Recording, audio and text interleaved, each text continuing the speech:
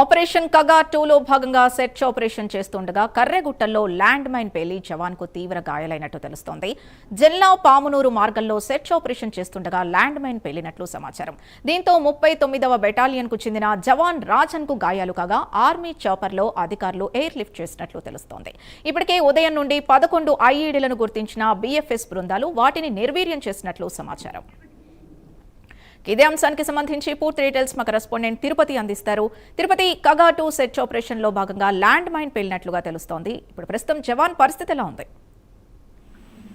సింధు, గత 2 రోజులుగా ములుగు ఛత్తీస్గఢ్ సరిహద్దు ప్రాంతాల్లో ఉన్నటువంటి కర్రెగుట్టల్లో కూంబింగ్ కొనసాగుతుంది. మార్చి 31వ తారీఖు వరకు మావోయిస్టులను ఏరివేతే లక్ష్యంగా ఆపరేషన్ కగారు 2 పేరుతో ఈ కూంబింగ్ కొనసాగుతుంది. అయితే కర్రెగుట్టల్లో ల్యాండ్ మైన్ పేలి జవాన్కు తీవ్ర గాయాలైనట్టుగా సమాచారం అందుతా ఉంది. జిల్లా పామునూరు మార్గంలో సెర్చ్ ఆపరేషన్ కొనసాగిస్తుండగా ఈ ల్యాండ్ మైన్ పేలినట్టుగా తెలుస్తా ఉంది. ఆర్మీ చాపర్ లో ఆ జవాన్ ను అధికారులు ఎయిర్ లిఫ్ట్ చేసి ఆసుపత్రికి తరలించినట్టుగా సమాచారం అయితే అంటుంది. 39వ బెటాలియన్ చెందినటువంటి జవాన్ రాజన్ కు గాయాలైనట్టుగా తెలుస్తుంది. ఉదయం నుండి 11 ఐఈడీలను గుర్తించి నిర్వీర్యం చేస్తూ కర్రెగుట్ట ప్రాంతంలోకి కేంద్ర బలగాలు చర్చకు వెళ్తున్నటువంటి పరిస్థితుల్లో ఇప్పటికే చాలా వేలాదిగా ఉన్నటువంటి బాంబులు కావచ్చు, అక్కడ ఉన్నటువంటి 11 ఐఈడీలను గుర్తించి కర్రెగుట్టలోకి చొచ్చుకెళ్లి మొత్తం కూడా కర్రెగుట్టల ప్రాంతాన్ని ఎవరెవరైతే మావోయిస్టు సంబంధించిన కీలక నేతలు కావచ్చు, కమాండ్ సంబంధించినటువంటి దళ సభ్యులు ఉన్నారన్న సమాచారం కొద్దే పెద్ద ఎత్తున అక్కడ కూంబింగ్ అయితే కొనసాగించినటువంటి పరిస్థితి. మరొక వైపు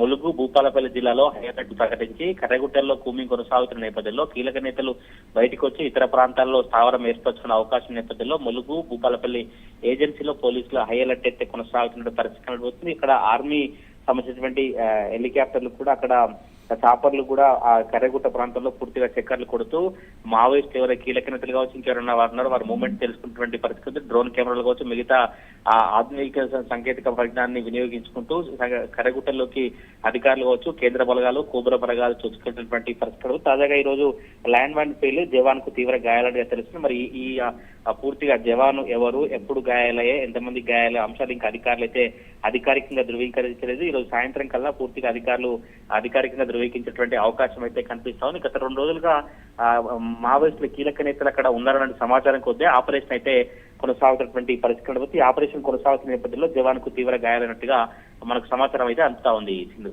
ఇంకా ఎన్ని రోజులు ఈ సెర్చ్ ఆపరేషన్ కొనసాగే అవకాశం ఉంది?